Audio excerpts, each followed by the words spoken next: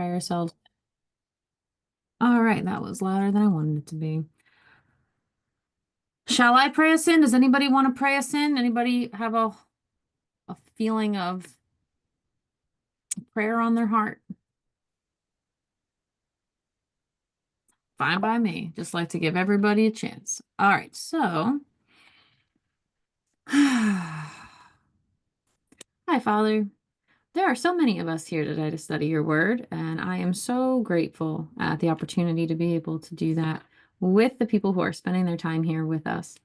Um, Father, I ask for your guidance and your wisdom as we move through these chapters in Genesis. I ask that whatever you want to come out comes out. I ask that you move me aside so that you can flow more freely. I ask that you help me to be focused, Lord, and really disciplined as I bring this to you. I ask that all distractions from everybody here watching are put aside in the name of Jesus, Messiah. I ask, God, that you do not allow Satan to come near to us as we study. And I ask all of this in Jesus' name we pray. Amen. All right. So, good one. Offering of Isaac, Genesis 22. This, I will tell you right now, if you do not know about typology in the Bible, this is one of the first types that we get. Typology is really just like an archetype, which is to say, one person that, even though they have their own unique story, foreshadows or stands in for someone else later on. In the Old Testament, you're always getting types for the Messiah, right? You'll see it here. You'll see it with Joshua. You'll see it with Joseph. So we are always getting types that really point to Christ. There's other types, but primarily, like, what's his face? The king of Babylon, Nebuchadnezzar, is a type for the Antichrist. So it's not just types pointing to Christ, but it's usually small examples pointing to larger, more important things. I actually knew this was going to happen. So I'm getting a call from someone that I knew was going to call me. So I asked God to keep the distractions away. I knew this person was going to call the minute I had a Bible study. They don't know I have a Bible study going on. I just knew. I just knew. As I said, not today, Satan. Anyhow, so typology is not just a type for our Messiah. We also have types for all types. So, let's get in Genesis 22. And it came to pass after these things that God did tempt Abraham and said unto him, Abraham, and he said, Behold, here I am. Now, already you have to know God does not tempt anyone. So this has to be a not great translation of the original manuscript. God does not tempt people. He tries them. He allows them to be tested. God himself is not tempting anybody, right? But he will definitely prove them worthy of the thing he calls them to. Usually the proving is through obedience. And so, is Abraham going to love this promised child more than me? Is Abraham going to think that I am not able to maybe resurrect this child, right? Really testing Abraham here, not tempting him. And Abraham, of course, says, Here I am. And he said, Take now thy son, thine only son Isaac, whom thou lovest, and get thee into the land of Moriah, and offer him there for a burnt offering upon one of the mountains which I will tell thee of. This happens a lot with Abraham, where God is like, Hey, go do this thing and I'll fill you in as I go. In fact, I think this happens a lot with a lot of us. If anyone has been on that part of the journey where he's not really unfolding a lot to you in advance, has anybody been there at all? Yeah, yeah, definitely. Yeah, it's not fun, but it's really cool because it's like, oh, okay, God, now I see how you're slowly, progressively unveiling these things to me. And he does this to Abraham a lot, more I'd say than maybe anybody else. The other thing is we have to know, of course, Isaac here is going to be symbolic of Jesus, his only begotten son here, and that should sound like familiar language. The other thing here, of course, is that it's the same mountain range where Christ is going to be Mhm. crucified, and everybody kind of well, not everybody knows that now, but people are pretty aware of that now, that Mount Moriah is a place that has a lot of biblical history. And Moriah does mean chosen or provided by God, which of course both Isaac and Jesus both were chosen and provided by God. So just in that alone, there's so many deeper wells of things going on. And so Abraham rose up early in the morning and saddled his ass and took two of his young men with him and Isaac his son and clave the wood for the burnt offering and rose up and went unto the place of which God had told him. And the two young men are like his servants in the house. Remember, Abraham in Genesis 14 brought like 300 of his men. So these are not just servants, they're also trained soldiers. So they're there for protection, they're there for provision, they're there for a lot of different things. But I really want you to think about poor Abraham here and what it must feel like to sit there and be cleaving the wood, cutting the wood that he knows he's about to put his son on because he doesn't know anything else. We do, but he doesn't. So I know the Bible does this a lot where it doesn't dig us into the emotional sort of feeling of the biblical character, but I, like to teach us that he is probably in so much pain doing this. I can't imagine a way that a father such as Abraham would be not hurting while he's doing this, not maybe crying out to the Lord that it could be something else, doing it anyway, but emotionally, perhaps not in the best way, but still being obedient. And this actually, I'm going to bring up a point here I think is super important because it's been coming up a lot lately. There is so much, I think, credit that God gives to people for showing up. And I know like, I was talking to someone and they're like, well, I want to show up with a right heart. And it's like true. We do want to have a heart that's aligned with God's will. But there are times, and I think the deeper thing is even when it's not your will and you're doing God's will, I think he gives so much credit for that. Because it's like, I know this is hard for you. I know I'm asking you to do the hard thing, and you're showing up and being obedient to my will anyway. And I think there's a lot of honor in that. And so if there's ever a time that you're feeling like, oh man, God, I'm such a bad servant because I keep saying, here I am, but I'm also really upset at what you're asking me to do, be a little nicer to yourself. Be a little nicer to yourself because God gives a lot of credit to the hard thing that he knows you don't want to do, but you're doing it anyway, right? And Abraham, I think right here is an example of this because you have to know, like cutting the wood to go murder your son can't feel good. And yet here we go doing it anyway. And of course, Genesis 22:4, on the third day, Abraham lifted up his eyes and saw the place afar off. Threes are always going to be very symbolic in the Bible. Three in biblical mathematics. I've showed you this book before. I like this one. Three in biblical mathematics tends to be, I'm going to read it, but resurrection, divine completeness, and perfection, right? And then, of course, it's not surprising that on the third day Jesus rose. Well, on this third day, Abraham rose his eyes up and saw the mount where he's about to go sacrifice his son, right? But three is a very biblically, so everybody knows. Everybody should know. If they don't know, now you know. Divine completeness and perfection coming from that number. So it's not shocking to us that this is very specifically allowed. And so Abraham said unto his young men, abide here with the ass, and I and the lad will go yonder and worship and come again to you. Some things need to be done in private. Jesus shows us this. A lot of, and this is maybe you guys saw, maybe you didn't see the video I did on ranks in heaven. There is a rank and an order to things. These young men did not need to go see what was about to happen. Of the 12 disciples, 3 of them were hanging out with Jesus in really intimate moments, right? Like there's not everybody gets to go. Not everybody gets the same level of information, and nor should they, because more information means more responsibility. There is a weightiness that comes with truth, which again, like look at this Bible study, right? I've got 10,000 followers on TikTok. I've got 6 people here on Bible study. There's something to that, right? The people who are hungry for truth on deeper levels, there's more information given, there's more responsibility given. And again, those of you who watch on YouTube, this is not to discredit you guys. You're counted in there as well, okay?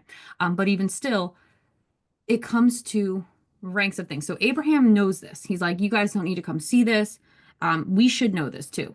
The way in which we delineate importance, the way God does it too, is by you can handle this information. You can handle this harsh reality. You can handle this thing. And so I had a funny thought. Remind me of it later. Um, Actually, I'm going to say it now. What people do now, though, also, is they like trauma dump on people and they make people feel overwhelmed with information. It's like, I didn't need to know all of that.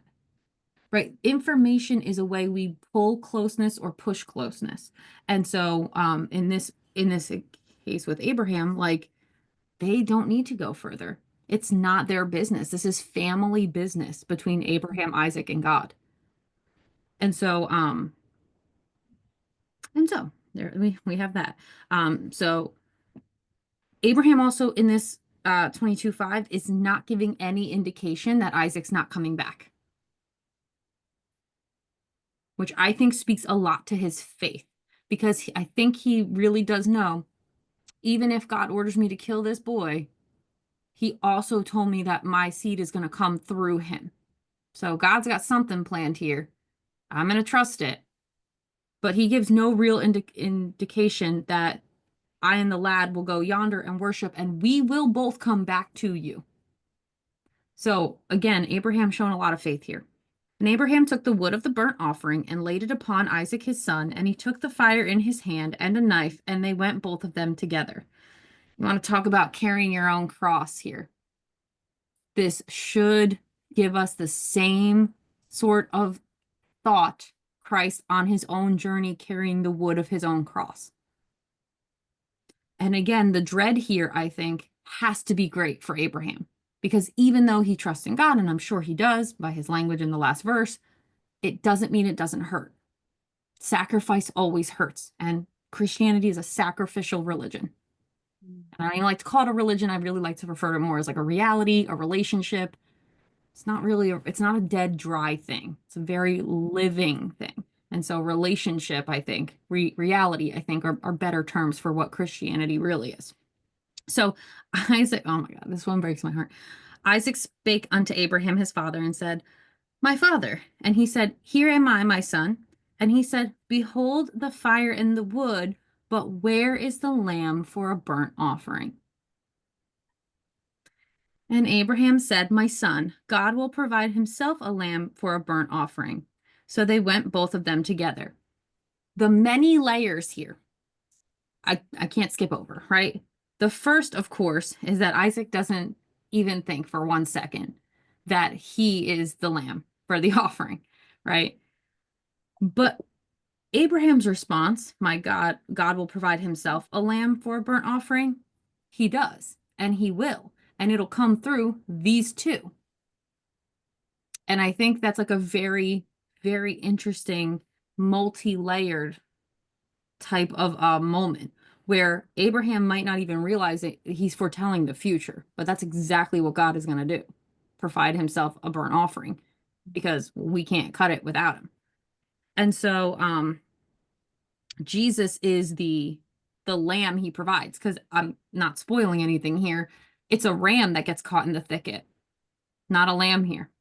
And a ram has a different kind of sacrificial connotation, actually. But so on one hand, yes, Abraham is right.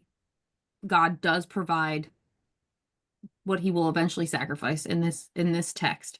But also on a farther time schedule, yes, he provides Jesus to us as the lamb slain. And so one more point on that. We will also see this lamb's blood on the door in Passover in the Exodus, right? So the lamb's blood is always coming up as the purest sacrifice that can be made. And the lamb's blood is what you put over your door. The lamb's blood, the lamb slain, Christ is the lamb slain. First Corinthians tells us that is what we have on us now, right? We are covered by the blood of Jesus. And so there's a lot going on in 22:8 that points forward in history that is very prophetic that Abraham, but again, God called Abraham a prophet in Genesis 18 when they were with Abimelech, and he's like, hey, my prophet Abraham will pray for you. So Abraham is a prophet, which means that you can see him foretelling future things, whether he knows it or not.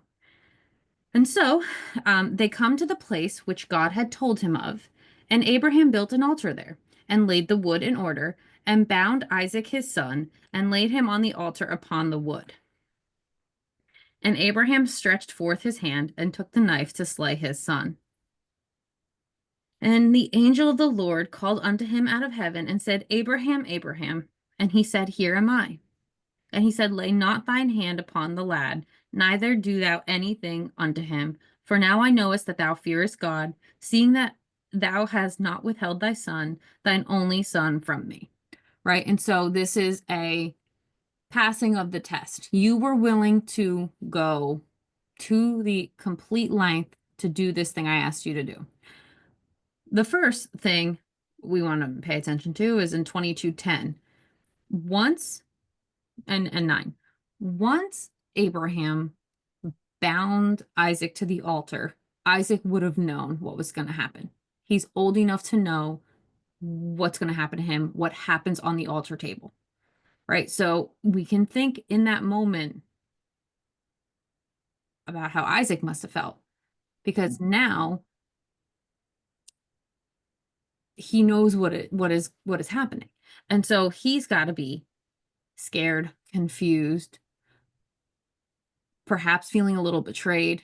I mean, this is his father here who's just bound him to an altar with fire and a knife. We talk a lot about trauma now. I'm sure Isaac had been a little traumatized from this. I mean, he's only 8. Like, you know what I mean? So ultimately, this is a very traumatic moment for Isaac and probably for Abraham, you know, which I want to bring to everyone's attention here. God hasn't called us to not have difficult moments. And I watched a really great TikTok the other day of a woman who was talking about how almost every relationship in the Bible is toxic to some degree or has toxic moments in it. There are no perfect people. There are no perfect relationships. None of us get out of here without getting a little dirty. That's why we have the feet washing as a really apt metaphor, right? And so, like, if we want to put modern day language, which I don't suggest normally, I'm doing this for teaching purposes. I don't think you should read the book like this, but we can assume, knowing what we know now about how brains work and how emotional difficulties lodge in our system, this was very traumatic for both Abraham and Isaac, and God called them to do it anyway. Why? Because, yes, we want to know, do we trust God? Yes, of course. But also, difficult things are meant to build our character. We are not meant to park at the point of painful things. And so we are to use the difficult, adverse things in our life and let them grow us stronger in our faith, in our relationships, and in ourselves. And so God does call us the difficult things. And I don't know why or where people got the idea that he didn't and he doesn't, but he sure does. And this is a great example of it. And so is the entire Bible. The other thing, too, that I want to point us out to is that where it says, where God himself says, I know that thou fearest God, that word is always multi-level, both fear and revere. It's twofold. It's not just, oh, you're scared of me. It's also, wow, God, wow. And the only thing that really comes close to it is like us in nature, I would say. Like if you get the kind of feeling of being really small at the beach, and it's like, wow, Lord, this whole thing in front of me is so vast. Or if you ever go by a volcano, it's like, wow, this is amazing, but also I hope it doesn't go off. right? Like it's a fear and a reverence, both. And it's not just, I want my kids to be scared of me. That is not how our Father operates. So the word in the Hebrew here is both a reverential and a like trembling type of an emotion that we don't really have. Like awestruck plus a little anguish, I guess. Like it's like a little bit of both. So that I want to make that point. A lot of the time when that phrasing of fear God comes in, it's not full on scare. It's awe-inspired, reverential as well. And so Abraham passes the test, and Abraham lifts up his eyes and looked, and behold, behind him a ram caught in a thicket by his horns. And Abraham went and took the ram and offered him up for a burnt offering in the stead of his son. And so Abraham was right. God did provide the sacrifice that was expected from Abraham in this specific moment. Um, to just an interesting point because I'm feeling led to talk about it. Um, we do know, maybe, I think some of us know, some of us don't, that there is the Bible written in the sky. And in the Bible written in the sky, there are zodiac signs. Mhm. And one of those zodiac signs is Aries the ram. Yes. And Aries the ram starts off a new year. Okay. And so if you didn't know, springtime is the beginning of the year. So happy new year to us all because the new year was about a week old. Okay, so happy new year. If things feel fresh and new and invigorated for you, it should because this is an actual new year, right?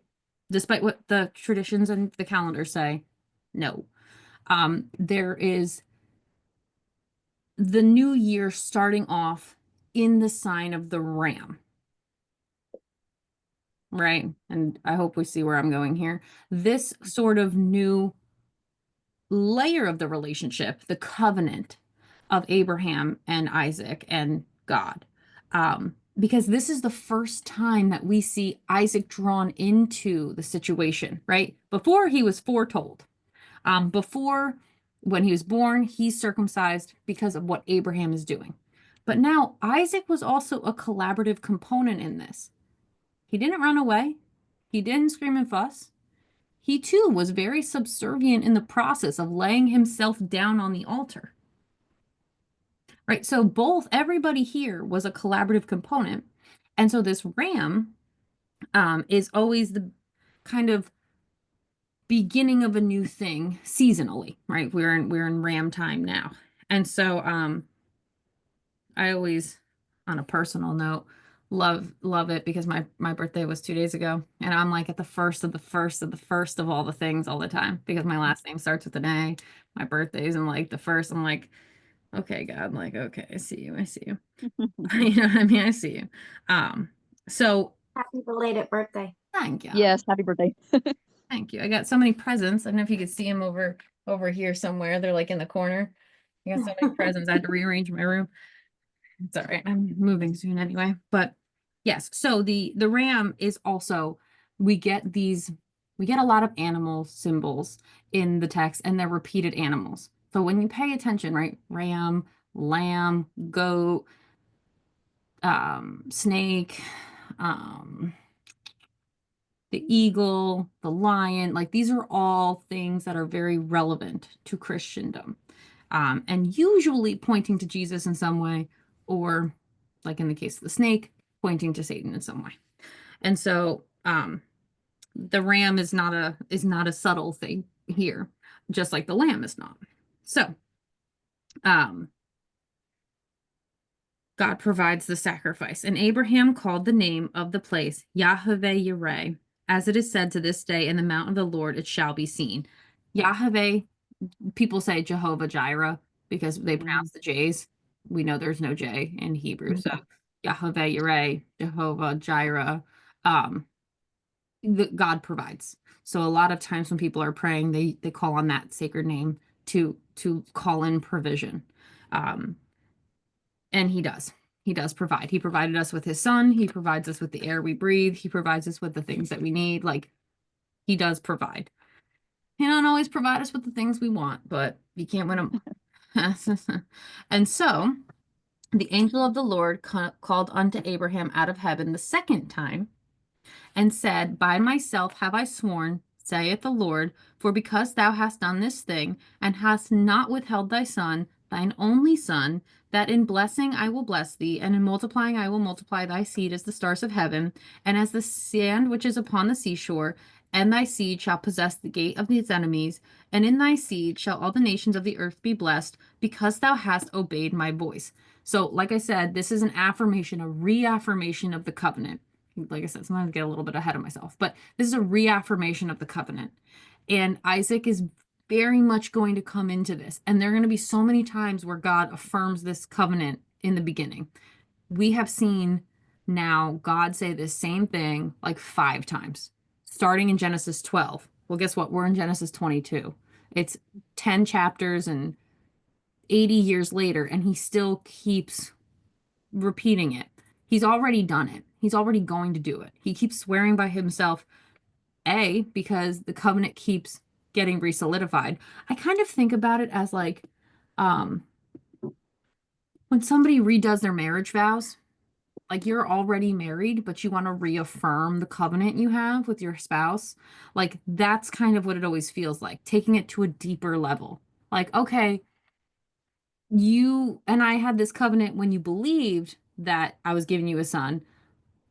Do we still have this covenant when I give you the son and then try to take him away from you? Oh, we do. Okay, good. You're doing your part. I'm still going to do mine, you know? And so, one of the big things that we see in Deuteronomy, when God is talking about being blessed and being cursed, is abundance, reproduction, multiplication comes from obedience. So one of the things that I always ask God if I'm feeling like a lack or a dearth in my life is like, God, how am I being disobedient to you? Like I must be being disobedient here. Now, it's not always the case. Look at Job. Job got a lack. He didn't do anything disobedient. So it's not always that, but it's always a good like dearth, destruction, lack, wombs being shut. We see that with Abimelech in Genesis 18 and 19. That is sometimes a repercussion of being disobedient. So I'll ask, like, all right, God, I'm not feeling real blessed in this area. Am I doing something that's blocking my blessing? Because we do. Sometimes we're disobedient without even realizing it. Saul was. Saul was so disobedient, he lost the kingship, went to David. But he didn't, he thought he was being obedient. We do this sometimes. So it's always worthwhile, I think, to reconfirm, recommit, and re-educate ourselves on doing the check. Like, hey, God, am I doing the right thing here with this? Am I stewarding this well? And in the case of Abraham here, he stewarded his son very well because he did not let his emotions get in the way of the very specific thing God was calling him to do. I cannot imagine a parent today who could have done what Abraham's doing. I really can't because we're very emotional now. We are extremely emotional. And so it's like we get mad at God if something happens to our child. That was God's kid first. They were yours on loan. And so we are called to keep things in the right order, no matter how painful it gets. And sometimes it does get painful, unfortunately. And like I said, speaking from experience, sometimes it gets painful. Sometimes we cause our own pain. And so, Abraham, the covenant is reconfirmed, the multiplying comes, and as you can tell, look around nowadays, very much the covenant has come to pass and is still coming to pass. So, Abraham returned. We don't know how long this took, by the way. We don't know how long it was. I can imagine probably, knowing how God operates, the timing of it was probably like very much the same as the crucifixion. I'm sure it was probably the same like daytime at this hour and at that hour, but we don't know how long they were there. What we do know is when Abraham returns unto his young men, they're still there, waiting, obedient to their master. And they rise up and they go together into Beersheba, and Abraham dwelt at Beersheba. And it came to pass after these things that it was told Abraham, saying, Behold, Milcah, she has also borne children unto thy brother Nahor, who's his firstborn, and Buz his brother, and Kemuel the father of Aram, and Chesed, and Hazu, and Pildash, and Jildpah, and Bethuel. And Bethuel begat Rebekah. Those 8 did Milcah bear to Nahor, Abraham's brother. And his concubine, whose name was Ramah, also, but she bare also Teba and Gaham and Thahash and Mecca. So we see something really interesting here. 12. This pattern is also going to be what happens with Jacob. So Abraham's brother is also getting the blessings that because of Abraham. Well, there's a lot of things going on here, and so we'll talk about all of it. But so first off, Abraham's brother Nahor is also being blessed with children. And 12 of them by different women will happen to Abraham's grandson, Jacob. We will have the 12 patriarchs plus some. We have Dinah, we have some others there too, from 4 different women. So we'll see this pattern happening as the family tree grows. The other thing that is important to remember is Isaac was a very late birth, so it skipped a generation. So Isaac and Rebekah, I'm getting ahead, will be of the same age because Nahor had children and that child had Rebekah. But Abraham to Isaac is much longer. So there's a generation in there that never happened. And then, so when you see Isaac and Rebekah, they are of a complementary age. And so, the lineage is Nahor and Milcah. Well, Nahor and Abraham are brothers. Nahor and Milcah to Bethuel, Bethuel to Rebekah, and then we'll get just Abraham to Isaac, same age. And that's going to become important in Genesis 23, which is a fun chapter that we will definitely get to. But any thoughts on any of that? Because we are seeing Rebecca's lineage played out here, in addition to God's covenantal blessing playing out too, because there's an abundance of children, and that is part of the blessing of God. So, Genesis 22, how does that feel?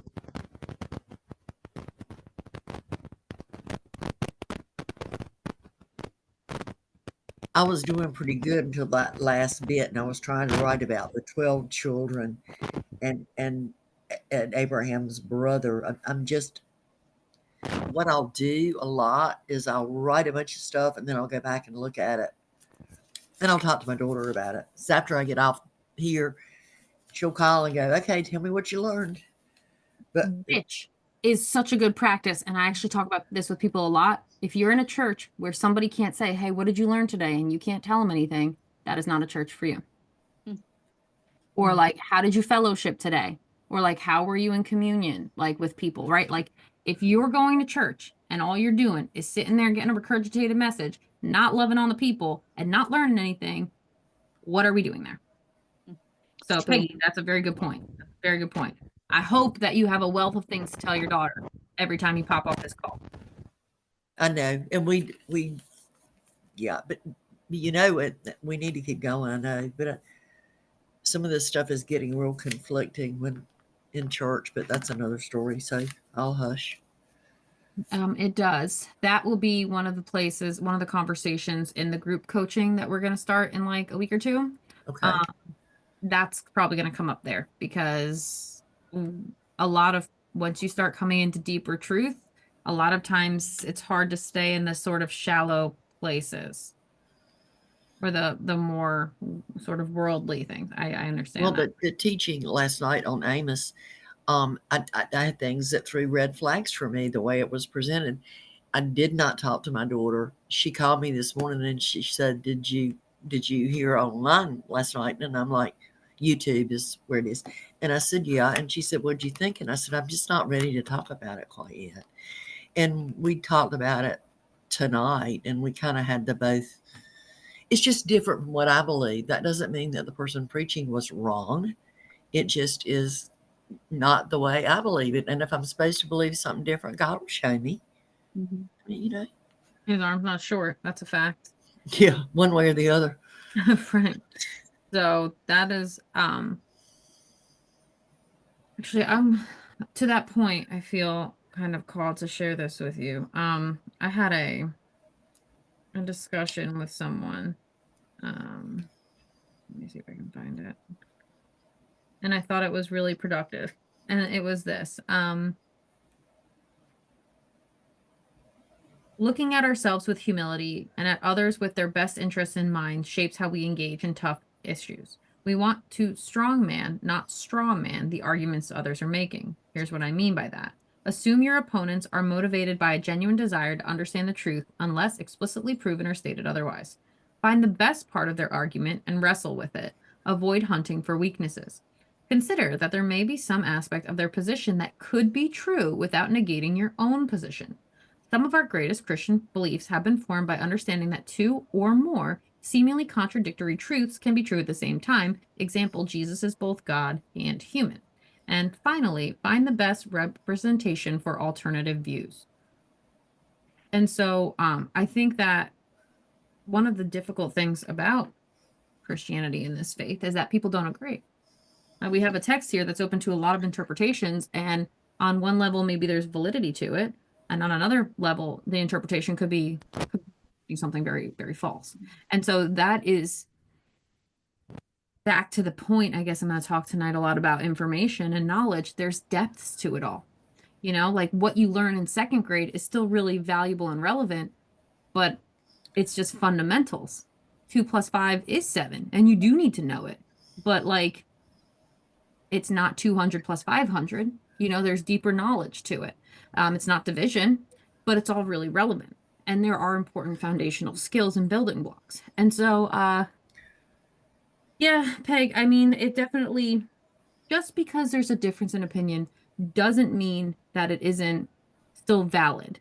I will say that the church I attend in my real life, the pastor I attend with, there are things that I do not agree with, and he knows that. And I just don't, I choose not to bring those things up. I know what I know, and I would be doing a disservice to the other people by telling them what I know, because then I'm out of order with Second Timothy, maybe Titus, where it says, "Do not cause dissension in church." It is not my job to do that. I do not want to try to outrank the pastor. I do not want to try to say I'm right and you're wrong. Like, and so despite what I get accused of on TikTok all the time, I do think it is important to be in submission to whoever's teaching you, even if you know more than them, which, Right. as I'm sure you guys can imagine, that happens a lot where I'm concerned. But even still, if I'm choosing to be in participation with this event that someone else is putting on, it is not my place to say. And you'll see me do, well, you probably won't see me do it on TikTok, but I do it on TikTok where if I'm on any other creator's page, I'm not there to argue with them. I'm not pulling apart their arguments. You won't see me do it. I will only take the thing I find value in and highlight that because it's Yeah, like, I can see. I pray a lot for discernment.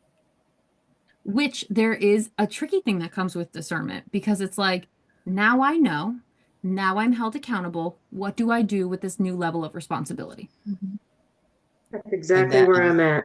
I can yeah, imagine, Jolene. I feel like you hopping on this call, there's a lot of things that might just be for you on this call. I don't know. But I feel like possibly. And so, because we're coming into more than just the text, there's a lot of life relevance here. So I feel like someone Mhm. needs something. This happens all the time when you're on a call with me, guys. None of you have done one-on-one coaching with me, but trust me when I say weird things that just God only knows, legitimately God literally only knows, and I'm just here saying it happened. So anyway, and again, if you want to have more in-depth conversations where we talk about this, join the community, because we do a lot of, you can ask me about these things there if you want. So the death and any other thoughts on Genesis 22 before we hop into 23? Thank you for sharing that, Peggy. I appreciate that. I thought that was interesting about the ram. I don't know how many times I've read Genesis and just realized it was a ram, not a lamb. Mm-hmm. Like, mind blown over that. Yeah, I'm always kind of highly sensitive to rams in the literature in the Bible because I'm an Aries. Well, I'm born under the sign of Aries, right? I'm not actually an Aries, but um because the thing about rams is that they are very headstrong, and they are very much like leading the way, and they are very much apt to leap before they look. And so it's an interesting thing there too because he got himself stuck in a thicket. You know what I mean? Yeah.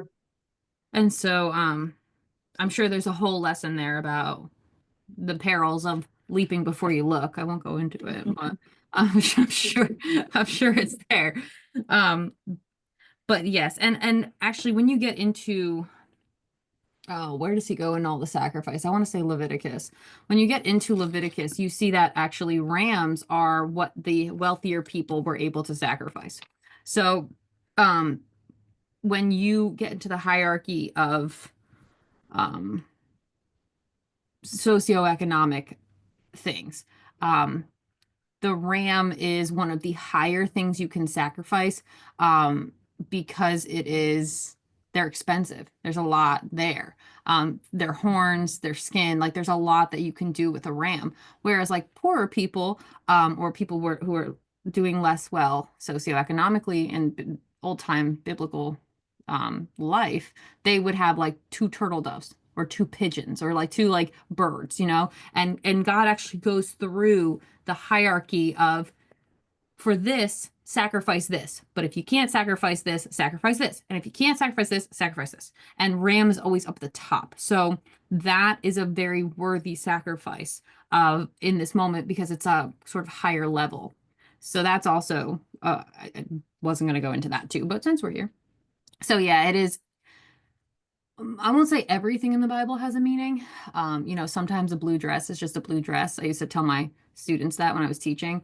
It's like inevitably someone would always say, Miss Eichel, I feel like everything doesn't have a symbol. And I'm like, that's true, but sometimes they really are. And so with the Bible, the things that crop up a lot, you kind of know, like Yeah. there's probably a lot to this.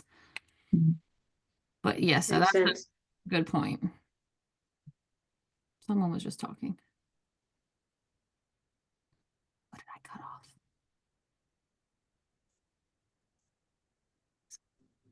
Yeah, I was gonna. It was Holly, I think. I was gonna ask about that. I put a star by it. Sometimes I don't want to feel dumb.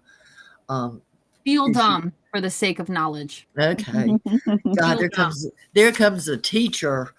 Um, no, but because I made a note with like we were talking about the lamb as opposed to um the Jesus, the ram as opposed to the lamb, and the blood of the lamb being Jesus. And I thought, well, why did he do a ram? But you just explained that. There's so much more to sacrifice with the ram, right? So Exodus 29:22, take the ram, the fat, the rump, the caul, the two kidneys, the right shoulder. Like you can just take more and sacrifice more when you've got a bigger animal, right? Versus when you got like a tinier animal, there's not a lot of fat on a bird to sacrifice, right? And the fat belongs to the Lord, right? So the the animals themselves had connotations. I mean, there's a lot to be said. I wish somebody would become like an animal expert in the Old Testament, because there's just such a wealth of information there. Even with the Levitical health laws, there's such a wealth of information there that I feel like could be really cool to study. But I will not be the one, probably. There's like so many hours in a day, guys. So that's a really great point, Jolene and Peggy. Thank you. Any other thoughts on anything?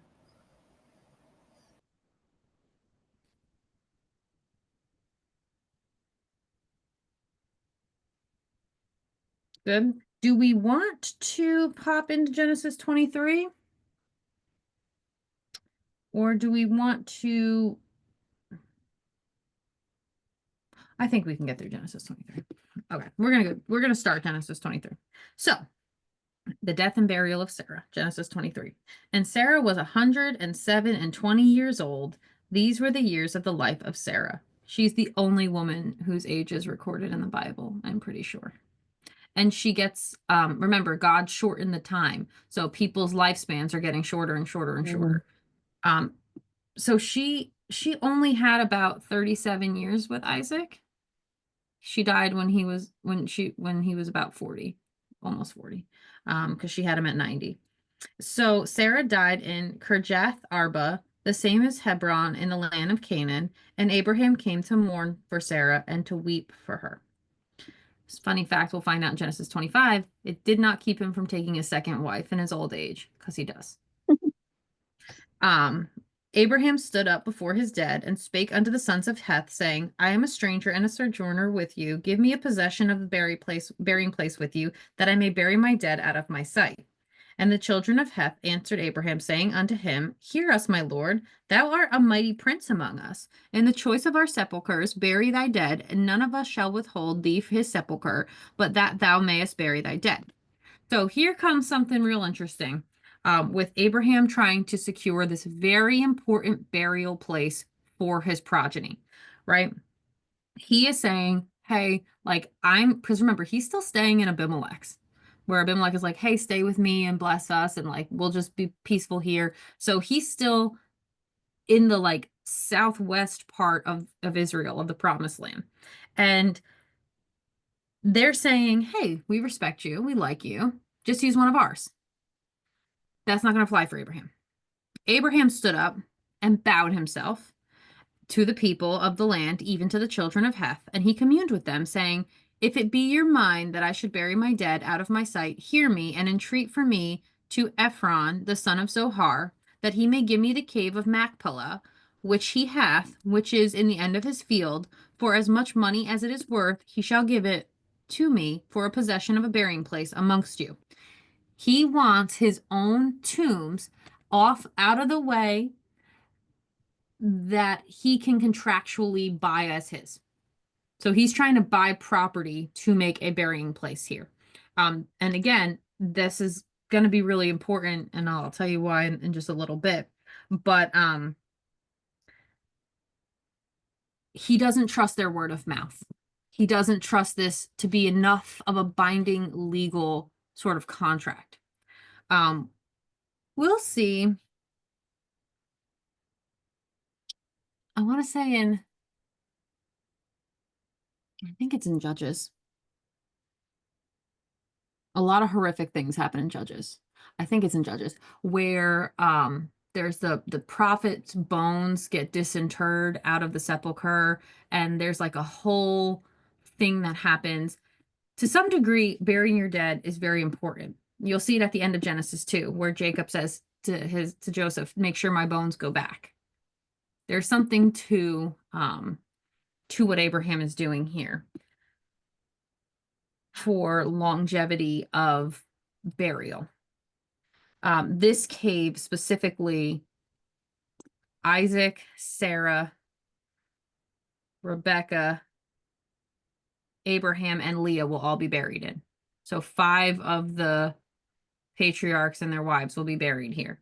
And we'll talk about why that's important. Just Say the names again. I'm going to go over it again. Oh, okay. But it's Isaac, Sarah, Rebecca, Abraham, and Leah. Okay. I'm saying it in that order very specifically, even though Sarah's the first one dead. Anyone have a reason why? Isaac, Sarah, Rebecca, Abraham, Leah. Israel. Israel. Oh. Israel without the E.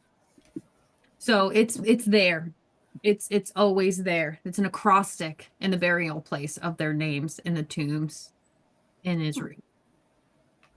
I believe that burying place is still somewhat accessible to this day, but I have to double check that.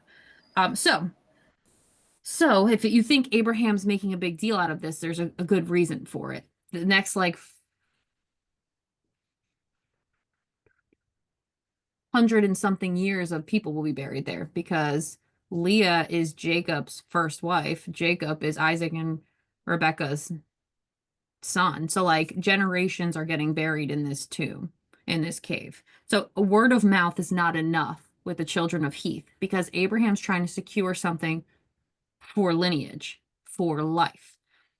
Kind of like Abimelech was doing. Abimelech was like, hey, like, let's make this contract so that my descendants aren't in any danger from you and your God because you're highly favored and I don't want them kicked out of their land, right? So there's something to securing your progenies, property and things. So that's what's happening here. We'll continue to see the negotiation. And he wants fair trade for it, of course. He's like, give me cat. Hi, cat. Ruining my chair. He wants the fair trade for it. So Ephron, which again, that's the field he's trying to buy from. Ephron, the son of Zohar. So Ephron dwells among the children of Heth, and Ephron the Hittite answered Abraham in the audience of the children of Heth, even of all that went into the gate of his city, saying, Nay, my lord, hear me, the field give I thee, and the cave that is therein I give it to thee. In the presence of the sons of my people give I it thee, bury thy dead. Right? And he's saying it, listen, this is a verbal contract. We're in the gate, right? Anytime you're in the gate of the city, that's like where the tribunal was. That's where court was kind of held, right? So you'll see that terminology a lot. It's why Boaz goes to the elders at the gate to contractually obligate like kinsman redeemer law. You're going to see that a lot. It's why Job says like, hey, I was in the gate of the city, right? These are high ranking places. So the guy here, Ephron, is saying, I am telling you this in something like a court of law. Like, you have my word in front of all these people. Go ahead and bury your dead here. Like, we are good. Like, you're good. We're good. Do it. But it's not going to be good enough for Abraham because he wants a deed, which you'll see in a minute. Abraham bowed down himself. Again, he's being really humble here. He's trying, it's kind of like when he bartered with God to try to get Lot's sons, like Lot's like family in Genesis 19. He's like, or in Genesis 18, where he's like, God, just you've already spoken to me so much, but peradventure, that's what Abraham's kind of doing here. He's like, I want to be really respectful because what you're saying is great, but I need a little bit more here. We see Abraham kind of transacting, with real humility. So he bows down himself before the people of the land, and he speaks unto Ephron in the audience of the people of the land, saying, But if thou wilt give it, I pray thee hear me. I will give thee money for the field. Take it of me, and I will bury my dead there. Right? He's like, you're going to give it to me anyway. You're cool with giving it to me. Let me pay you for this. Let me make this a proper transaction. Let it be said that you and I exchanged, and this now belongs to me and my kin. Right? It's just like he wants it to be very, very official. And they're not getting this. They're not understanding why Abraham is being so specific about this. Ephron answers Abram, saying, My lord, hearken unto me. The land is worth 400 shekels of silver. What is that betwixt me and thee? Bury, therefore, thy dead. Right? He's saying, listen, you're rich. I'm rich. Here's what the land is worth, but like, who cares, bro? Like, it is not that big of a deal. Go ahead and do it. And Abraham hearkened unto Ephron, and Abraham weighed Ephron the silver, which he had named in the audience of the sons of Heth, 400 shekels of silver, current money with the merchant, right? It is a matter of principle here for Abraham. They are both rich. He could just take the land, but he doesn't want to be indebted to, this is something that we're supposed to do. In America, we are not supposed to buy or lend. If we don't have the money, we're not supposed to do it, right? This is a good point here. Like, you want to be mindful of accepting gifts or favors when things are required down the line, because that's how people lose land. That's how people lose inheritances. Like, and Abraham knows it. This is smart transaction. This is smart, and this is fair dealing on both sides. And so they do the transaction in the gate, in the city where the people can see it. It is an official transaction here that will allow Abraham to have this cave as a tomb for generations, which he will need. And the field of Ephron, which was in Machpelah, which was before Mamre, the field and the cave which was therein, all the trees that were in the field that were in the borders round about were made sure, which is to say, were bought by a deed. They were made sure, right? All these things now belong to Abraham legally, right? And there's a big difference. It's like dating versus marriage. A big difference. Real easy to leave, to take a thing back when there's not paperwork involved, right? And so that's what Abraham is doing here. I figured we'll finish this out. And so, unto Abraham for a possession in the presence of the children of Heth, before all that went in at the gate of the city. And after this, Abraham buried Sarah his wife in the cave of the field of Machpelah before Mamre. The same is in Hebron in the land of Canaan. And the field and the cave that is therein were made sure unto Abraham for a possession of a burying place by the sons of Heth, right? Now,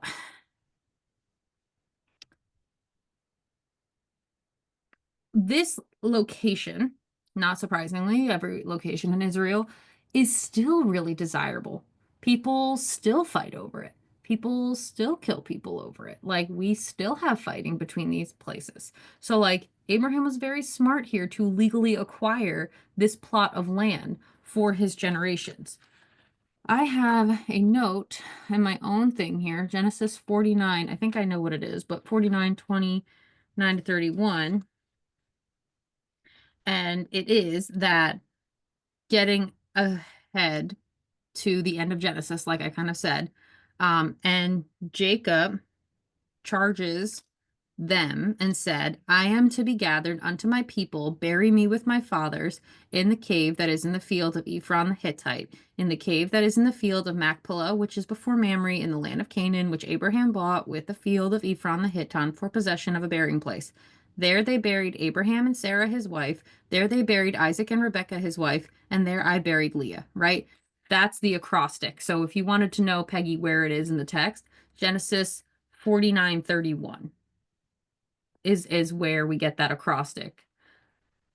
Like I said, I'm skipping ahead generations here because I know the book, but that's where we get it from. So, what Abraham is doing here and why we have this transaction as a whole chapter in Genesis is because it's important to the entire biblical narrative, ultimately. And I always think it's so interesting. Well, I guess I'm also getting ahead of myself here too, but because Rachel was the wife that Jacob loved, but she doesn't get buried there. Right? Rebecca gets buried in Bethlehem.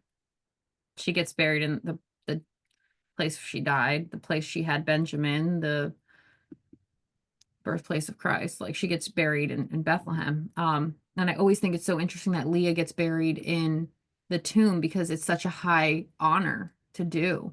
And she did bear most of the patriarchs, Leah. I mean, she gets a really bad, we'll get there. I always feel bad for Leah because she gets such a bad rap of things. You know, you're married to this guy who loved your sister and you have to barter. Like, it's a shame. And so she does get this really, I think, high honor. And then again, of course, it also works for the acrostic. And there's really not a lot of accidents where God is concerned in the beginnings, like in the things that are the relation of the Christ line. Not a lot of accidents. There's no room for it. God's very precise with it because he has to be, right? And so that's Genesis 22 and 23. We did get through all of it in half decent time. Not bad at all. Questions, thoughts, anything coming up for you guys?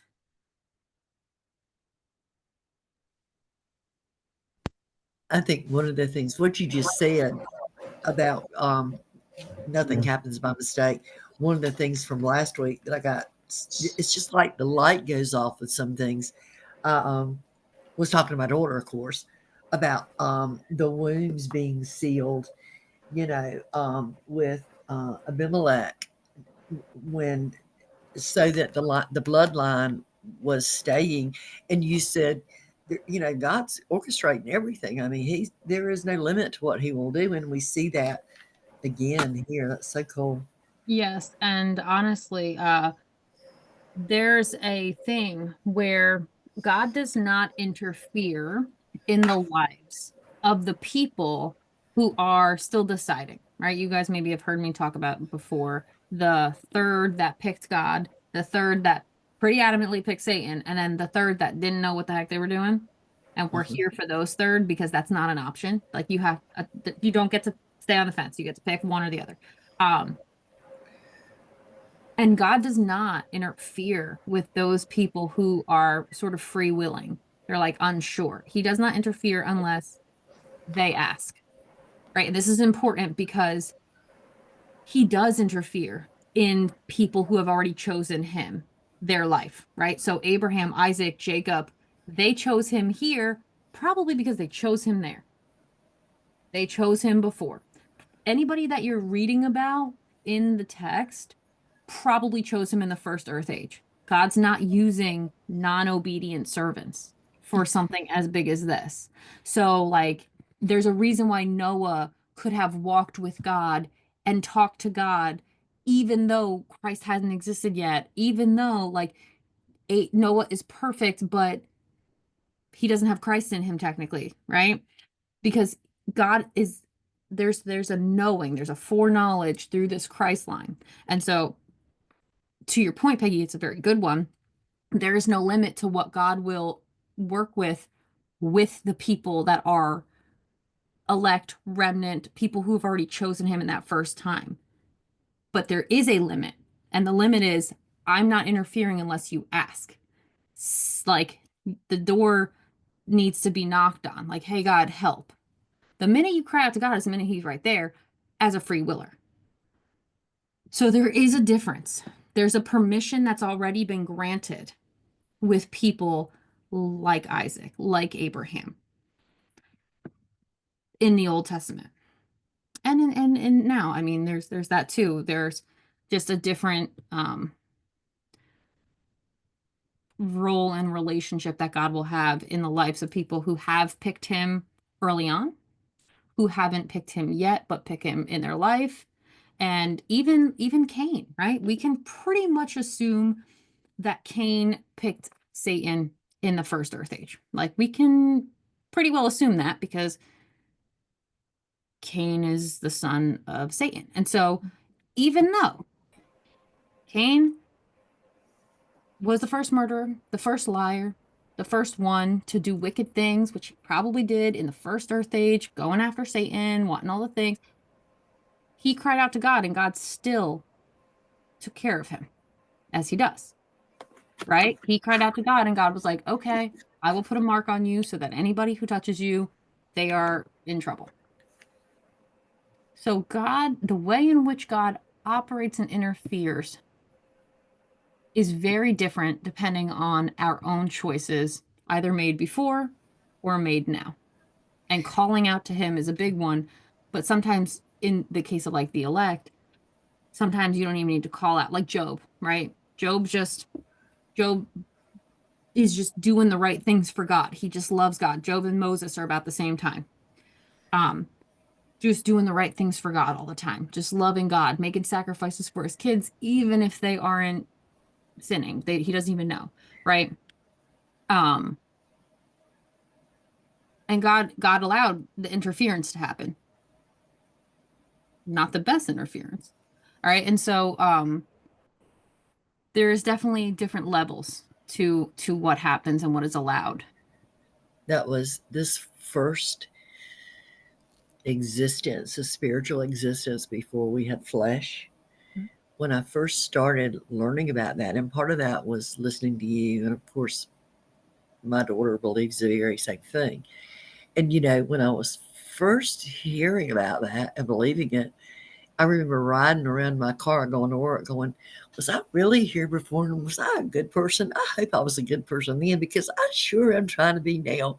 But it's just like some of it is like being giddy. It's almost like having childlike acceptance of things, which is really cool. A good way to put it. It's funny, actually. Someone asked me to that point. Someone asked me, like, do you think that there was ever a time that we lived on Mars? And I'm like, the entire universe was open to our disposal. Yes. Do you know what I mean? It's very hard for people to come out that high. But like probably, in the first Earth age, like Earth was a garden. The dinosaurs lived on it. It was like a zoo. It was like this perfect botanical, like if you go to a greenhouse, that's what Earth was. But like when you have no physical restrictions and everybody's allowed to just be where they need to go and do what they need to do, like, yeah, of course we're hanging out on different planets. Like, of course we're hanging out in another universe. Like, of course we are. Like, God's a creator. And of I mean, course he wants his creations to enjoy the creation. So, like, we are, people forget this all the time, right? We are confined to one planet because we are being punished. We are confined to these bodies because we're being punished. For what Because there was Adam a did. third of people who were disobedient. There Mm. was a third of people who couldn't figure it out. That's 2/3, that's 66% of hundreds of billions of souls that got created that didn't know what to do. And you think, how is that even possible? But then you look at the Israelites and you're like, you know what? They watched the Red Sea get parted. They watched the plagues. They watched the pillar of cloud by day and pillar of fire by night. They watched these things happen and they still chose to worship a golden calf. So I guess it doesn't really change that much. It's like Amos were doing on Wednesday nights. It's the same thing, all the opportunities they were given, and everything that he had done for them to still not. People don't realize how many, look at judges alone. Look at all the times God raised up a new judge to try to bring Israel under control. And somehow people think in Israel, they were supposed to be the good ones. They were supposed to be the ones that chose God. Like, look at all the ones that didn't. Like, God had destroyed Sodom and Gomorrah because of how they were acting. When you really start digging in, let me ask you a big question. God. What, Gary, was what that do you? you think the pyramids that they say other drawings and stuff in them, and I think that's amazing. And what I seen on TikTok lately is a lot of people that say they were former Christians leaving the faith or mocking it now. And I'm wondering, is that the falling away? Sometimes I wonder about that. I mean, so two different things there. The first thing with the pyramids that again, people don't, they're just starting, everything's starting to come into more awareness. When God says there's nothing new under the sun in Ecclesiastes, he's not kidding. The technology we're getting now is technology of old. Atlantis was a very technologically advanced city that got destroyed in the end of the first Earth Age. Like, and so people who do not understand how big God is and how long the history goes, they get tripped up by things like this. People who believe that this earth is 6,000 years old because they can't read the Bible with understanding, they do a discredit to the faith because it's like you're literally denying reality. People who think the kingdom's already here, but there's evil. No, it's not. Denying reality, right? So Christianity has to be a reality. So the pyramids now, as everybody's kind of finding out through this is a big revealing time. Get ready for big things to be revealed. Not a shock that we've got Noah's Ark, not a shock that we've got these things getting revealed. It's going to keep happening. We're in a big revelation time. We're in Revelation. In Revelation, it's going to match. And so those in no reality are they anything really other than energetic conductors across time and space, right? Like now people are seeing that they drill down into the earth like 800 meters with coils. Yeah, they are, think of like a laser. There's exact pyramids that match the exact coordinates on Mars. Yeah, of course they're energetic conductors across time and space, right? And so Yeah, that we can't be surprised by that. But people who don't really understand how life works and how the Bible works, they are. The thing about people with the great falling away, um, that would fall, I'd say what you're talking about with people who used to be Christians who are mocking the faith now, that turns into the love walk growing cold, the mocking, the scoffing, the getting tired of waiting. That would go more into sort of that category, I would say.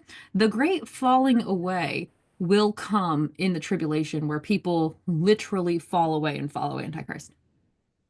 That's the great falling away. And we're getting there. I mean, the system is already in place. The division's already happening. You can very clearly see these people are definitely going to be deceived. These Yeah. people hopefully will be. Yeah. And people that have turned away, I mean, Yeah. it's just the amount I've been seeing. That's all. It's just, But for everybody that turns away, there's somebody new who turns too. I mean, well, that's true everything's too, in the though. balance, you know? That's true, though. That is true, though, because a lot of people, I've seen people not coming to the faith. So that is true, though. It does go either way. I mean, this is not new. This has been from the beginning of time. People like, do I, don't I, do I, don't I, do I, don't I? Look at Judge Israel was doing it in Judges, right? I keep going back to it. Hey, I want to behave. Hey, I'm gonna mess up. Hey, I want to behave. Hey, no, I don't. Like, so I yeah, have I a mean, question. crazy. Yes, ma'am. So there's a first Earth age. We're in the second Earth age, right? And then the third is the millennial when God comes, right? So, mm, uh, there are also transitional periods. Okay. So technically, the millennium still falls into our second Earth age, I would say. It's not a full rejuvenation.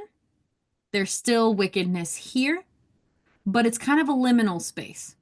We're in our spiritual bodies, but some people aren't coming in the next one. Satan's still here, but the Antichrist and the beast are not. So that's like a transition out kind of. Technically, as far as like the days are concerned, it would be like the 14th day. So it would be like a Sabbath rest because we're in a 2 week time span. Like our history is 2 weeks to God. So, yeah. So if you look at from the first day of creation, 1,000, 2,000, 3,000, 4,000, 5,000, 6,000, 7,000. That's 1 week to God. Adam is 8,000. To Christ, there's 4. So 8, 9, 10, Christ. And then where we are now, so we are at the 13th. So that millennium's the 14th day. And so it's really 2 weeks. This time period is really 2 weeks to God. It feels long to us. We're So we're long. gonna It get feels so long. And it feels so long. 100 years feels so long. They used to live 900 years. Like, get out of here. and Crazy.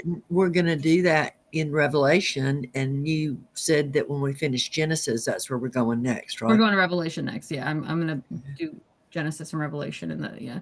My preferred books are Genesis and Revelation. Those will probably be kind of where I mostly hang out. But the 2 Peter 3, Jolene, is where we see the earth ages. So Peter really lays it out. 2 Peter 3, he's like, Beloved, be not ignorant of the fact that the earth of old perished by water, the earth of present is reserved unto fire, which we are told in the Bible it's going to get cleansed with fire. And God said he'll never do it with water again. He promised us. So he ain't going to do it after Noah. Noah's flood, though, is not the one that ended. The study the dinosaurs and you get the end of that first earth age. Ever wonder why the earth is off its axis?